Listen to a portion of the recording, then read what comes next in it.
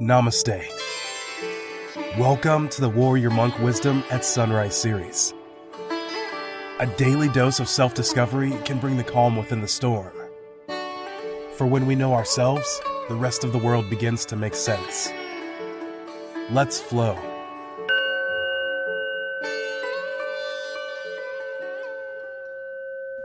Growing your own food may be one of the most powerful steps you can take for the health of yourself, your family, and the planet.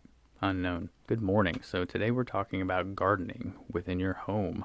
There's a challenge, obviously, for many of us, especially if we live in cities or an apartment or, things like that, and we don't really know where to start. So it's really not about lack of knowledge. It's about lack of creativity, right? I mean, you can Google right now how to start a garden and it's going to give you all these ideas, but then you go on Pinterest and they have all these hanging racks and all types of stuff, so it gets crazy.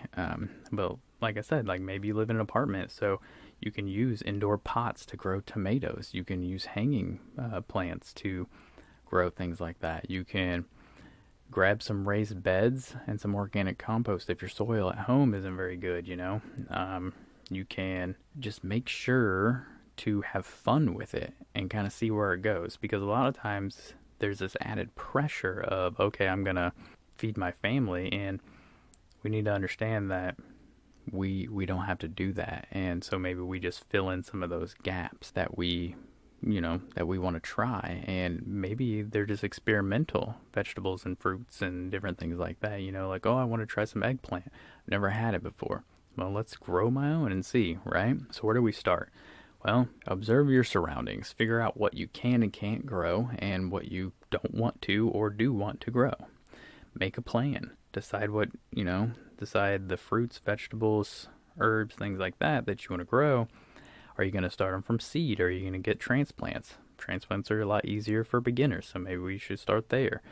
Or maybe a little bit of both, depending on what you want to do. I actually grew spinach and cantaloupe and watermelon from seed this year, and that was the first time I'd ever done that. So figure out your first and last days of frost in your area so that you can kind of figure out when you need to get started. And start small. Again, you don't have to feed the family. This isn't how, if it doesn't work, you're not going to eat, right? It's an experimental thing. It's fun. It's a hobby. And I can tell you from experience, it's going to be delicious, because it's always more delicious when it comes straight from your garden, okay? Another big thing is to maybe try to do a complimentary flower garden as well, because that's going to help with the ecosystem for your garden, okay? So there's natural mosquito repellents that maybe you can plant, because no one likes all the mosquitoes, but there's different wildflowers and things like that they're beautiful, but they also help with bees and butterflies and other insects that are essential to the ecosystem of your garden. And not to mention that you're going to be helping give these creatures homes that are disappearing on a daily rate, and that's pretty sad.